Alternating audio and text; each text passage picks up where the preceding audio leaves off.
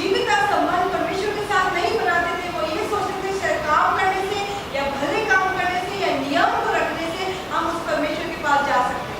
And so when God made a way of salvation, they did not accept it. They rejected it.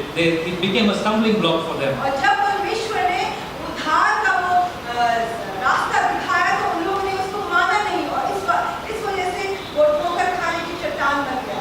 Friends, the Jews, as you remember, they were looking for a Messiah, and they were looking for a great king who would come and riding on chariots and they were expecting a Messiah who was going to come in, according to them, who would come in glory, in pomp and splendor. They did not expect the Messiah to come as a babe in a manger in such humble circumstances. It was a stumbling block to them.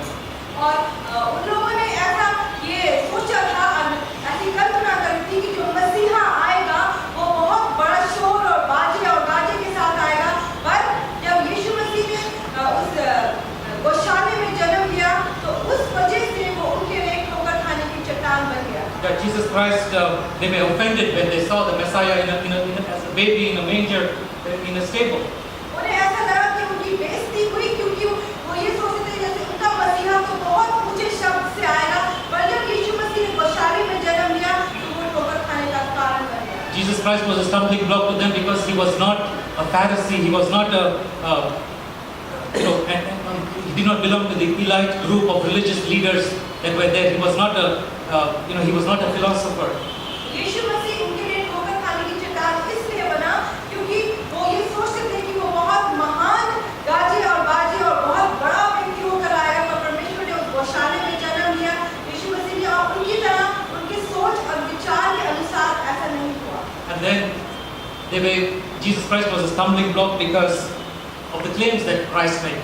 Jesus Christ claimed to be God and that he came from God, that he was equal to God, and this was a stumbling block for them. और यीशु मसीह इसलिए ठोकर खाने की चट्टान उन लोगों के लिए बना क्योंकि उसने ये कहा कि मैं परमेश्वर का पुत्र हूँ और मैं परमेश्वर से हूँ।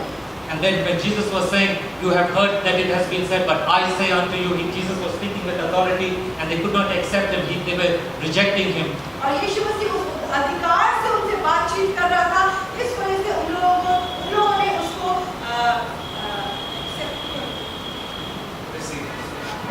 ग्रहण नहीं किया। And then they were expecting the Messiah to, they were wanting to make Jesus the king, and they were wanting to, but Jesus did not set up a kingdom. Jesus did not set up an earthly kingdom. He did not gather an army against the Roman Empire, and he did not announce war against the Romans and deliver the Jews from them. He was a stumbling block.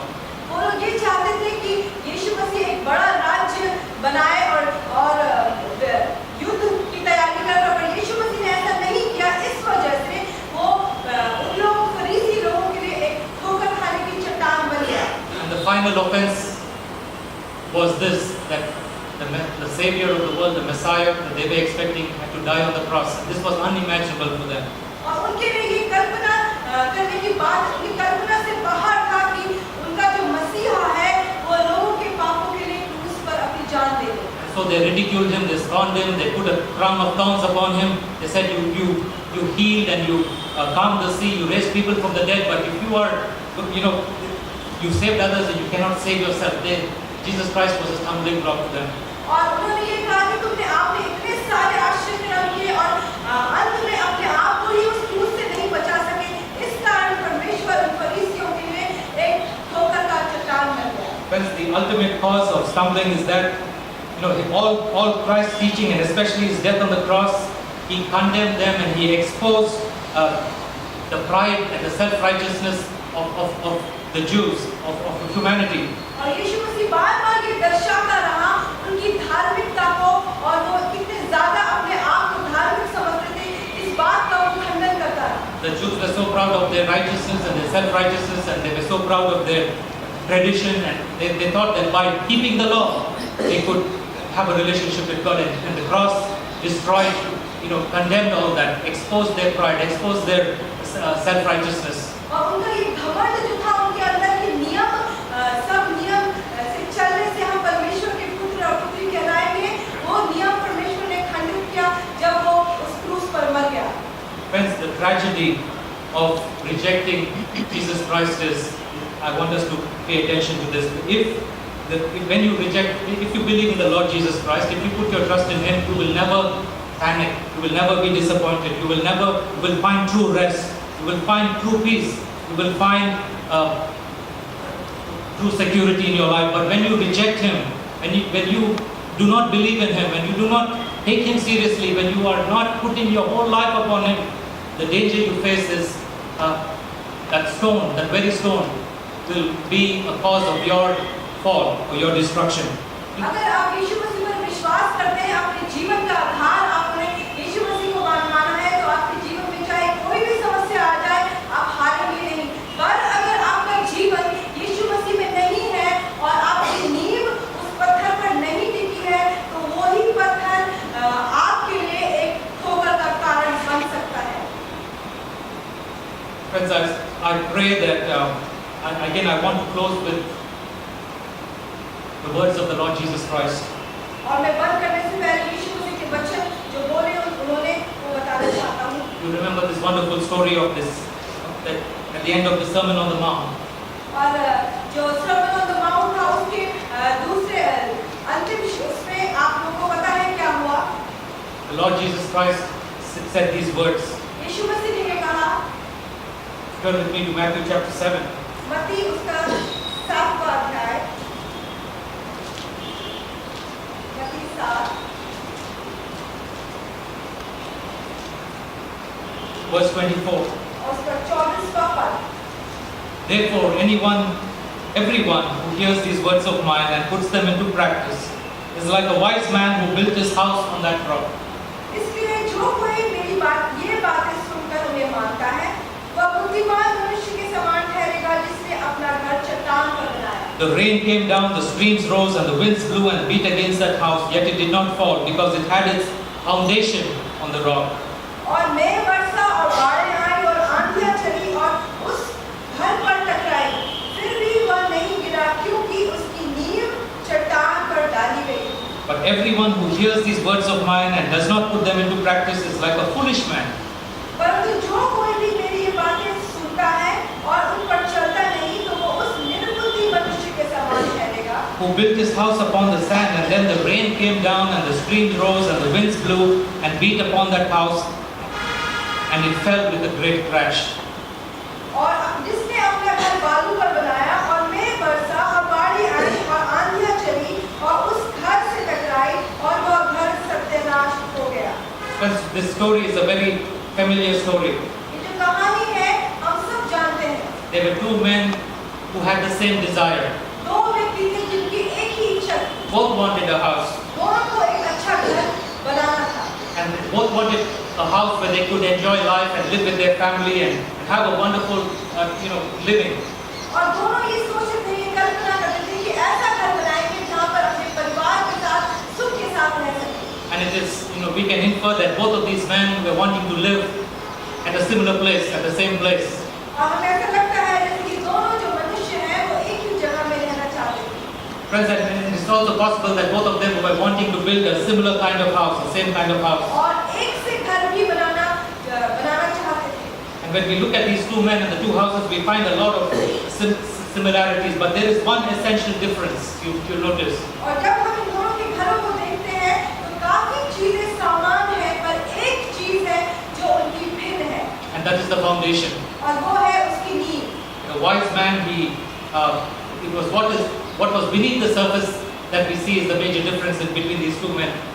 और जो नींव थी वो हम देखते हैं दोनों की नींव बहुत अलग थी। Let us look at the foolish man and for a minute. आइए उस मूर्ख व्यक्ति को देखें। He was, as I said, he was also wanting to have a good life, build a house and enjoy his living there. और वो चाहता था कि वो अच्छा घर बनाए और अपने जीवन को सुख और शांति के साथ बिताए। But this man was in a hurry. पर ये जो व्यक्ति था, जो मूर्ख व्यक्ति था, इसको बहुत जल्दबाजी थी। He was wanting to have a house very quickly. और वो चाहता था कि जल्दी से फटाफट मेरा घर बन जाए। He did not want to wait. और वो इंतजार नहीं करना He was चाहता। impatient. He was hasty. He wanted to take the shortcut and get a house quickly up. और वो ये चाहता था किसी भी तरह वो जल्द से जल्द इमारत खड़ी करे। He says, I don't have time for a foundation. उसने ये कहा कि मेरे पास नींव रखने के लिए समय नहीं है। I don't have time to go to, to take the measurements and talk to, listen to instruction. और मेरे पास इतना समय नहीं है कि मैं उसको नाप और तोल कर अच्छी तरह से नींव रखूं। I don't have time to follow the rules and the codes that are in place. और मेरे पास इतना भी समय नहीं है कि घर बनाने के लिए जो नियम होते हैं उन्हें उनके ऊपर चलूं। He thought all of this was unnecessary. I just need a house. I need it now. I want to build it. और उसने सोचा शायद ये सारी बातें इतनी महत्वपूर्ण नहीं है। वो ये चाहता था जल्द से जल्द वो अपनी इमारत खड़ी करे। Yeah, he did not want to go into details. He did not want to learn from anybody or listen to. He thought his ideas are the best ideas, and so he started building. उसने सोचा जो वो सोचता है वो सबसे अच्छा है और जल्द से जल्द बिना किसी की राय लिए हुए उसने अपनी इमारत खड़ी करनी शुरू कर दी। He does not take time to stop and think about the future. और वो ये भी नहीं सोचता कि भविष्य में क्या होगा। He does not think, oh yeah, his house is on the beautiful side of the beautiful river, beautiful location is beautiful, but then he looks at the river. He does not think, what will happen if the river overflows one day? उसने ये भी नहीं सोचा कि जो नदी के किनारे उसने घर बनाया वो बहुत सुंदर है और उसने ये भी नहीं सोचा कि कभी अगर बाढ़ आई तो क्या होगा उसके घर। He has not thought about what's going to happen if the rains are going to come and the river is going to flood. What's going to happen to his house? He never thought of the future. उसने कभी भी अपने भविष्य के बारे में नहीं सोचा कि अगर बारिशें आए और नदी में बाढ़ आ गई तो उसका घर का क्या होगा। He just wanted a house now. और वो सिर्फ ये चाहता था कि जल्द से जल्द उसकी इमारत खड़ी हो जाए। But friends, the wise man was different. पर हम यहाँ देखते हैं जो बुद्धिमान मनुष्य था वो उससे भिन्न था। He also wanted a house. वो भी उसकी भी एक चाहत थी कि वो एक घर बनाए। He also had a great desire to comfortably live in that house. उसकी ये चाहत थी और वो ये सोचता था कि उस घर को बना के अपने परिवार के साथ सुख के साथ रहेगा। But he had one desire, and he wanted his house to be strong. पर उसकी एक इच्छा ये थी कि उसका घर बहुत मजबूत हो। So I believe he started by, in a very humble way. He says, I do not really know how to much about this, and therefore I'm not an expert in these matters.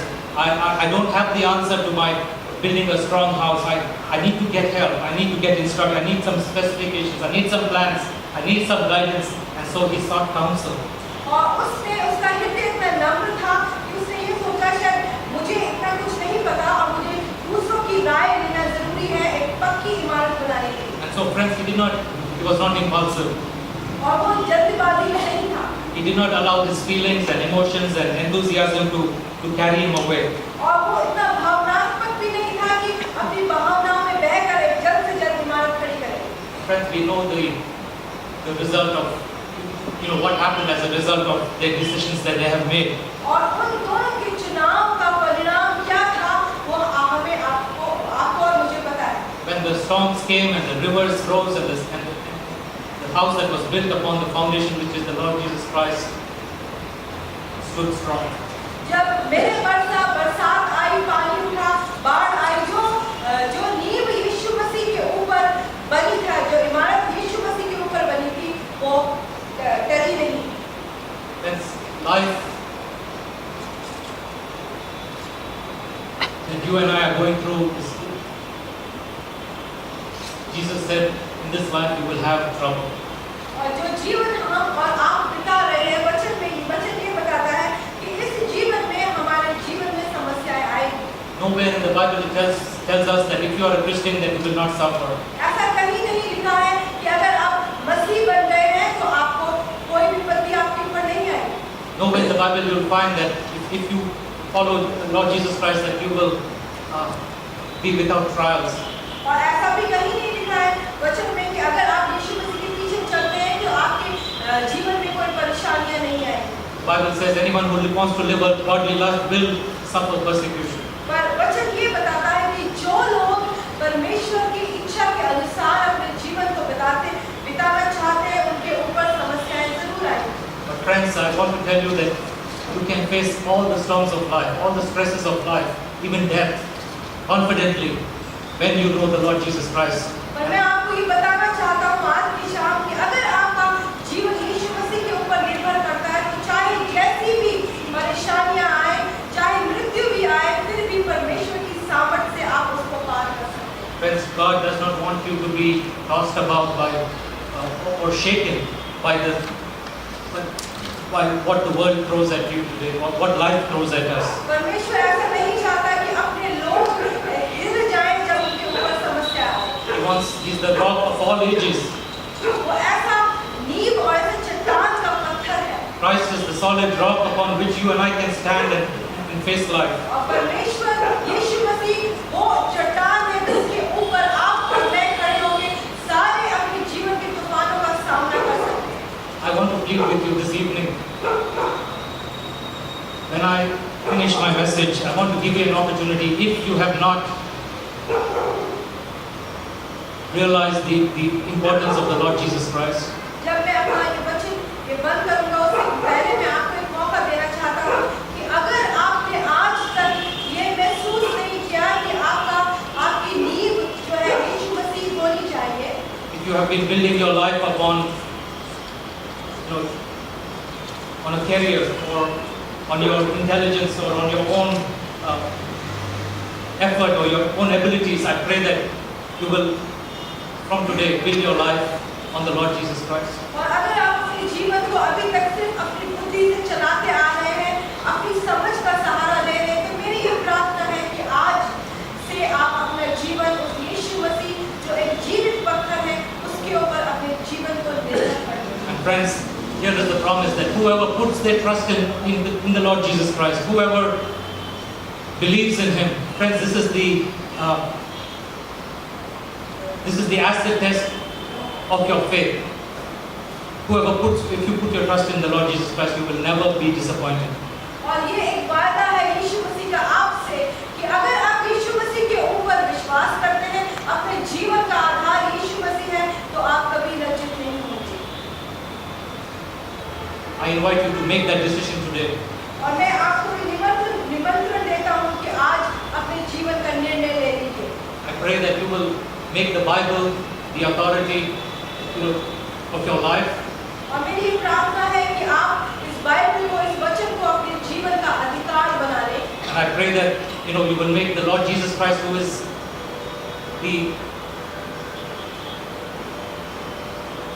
the hero of the Bible, that you will make Him your authority. और मैं ये चाहता हूँ, मेरी ये प्रार्थना है कि जो यीशु मसीह इस वचन का प्रभु है, वो आपके जीवन का प्रभु बन जाए, वो आपका अधिकार बन जाए।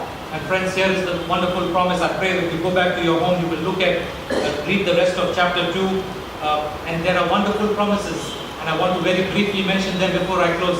Those who make Jesus Christ their foundation, here is what you and I become. You and I also become living stones. और मैं आपको बताना चाहता हूँ आपके घर जाने से पहले कि परमेश्वर के ऊपर जो विश्वास करते हैं, जो जीवित पत्थर को अपना आधार मानते हैं, वो भी एक जीवित पत्थर के समान बन जाते हैं। In verse 5 it says, as you come to Him, the living stone, rejected by humans and chosen by God and precious to Him, you also, like living stones, are being built up together into a spiritual house to be a holy priesthood, offering spiritual sacrifices acceptable to God through the Lord Jesus Christ. पहला पत्रस का दूसरा अध्याय और 5वां पद ये बताता है कि तुम भी आप जीवित पत्थरों के समान आत्मिक घर में बनते जाते हो, जिससे याजकों का पवित्र समाज बनकर ऐसे आत्मिक बलिदान चढ़ाओ जो यीशु मसीह के द्वारा परमेश्वर को भेंट हो। Friends, when you build your life upon the Lord Jesus Christ, when He is your foundation, God wants to use each of us, as a living stone. He wants to build us up together as a church, as a body of believers. That is God's plan for the church. Jesus Christ came into this world. He shed His blood because of the church. He loved the church. And the church is not a building. It's you and me, individually. We are all individual living stones that God is bringing together, building us up. और ये यीशु मसीह की योजना है हम सबके जीवन के लिए कि जैसे हम लोग उस जीवित पत्थर के ऊपर अपनी नींव को रखते हैं, वैसे ही कलीसिया एकजुट होकर उस परमेश्वर को ऐसे जीवित पत्थर के ऊपर अपनी नींव को रखे। Just like a mason would take a stone and start chipping it till it fits rightly into the building. Friends, God, through the Word, as you spend time in the Word of God, He will, He will make you that perfect stone for His use. और जैसे कि आपने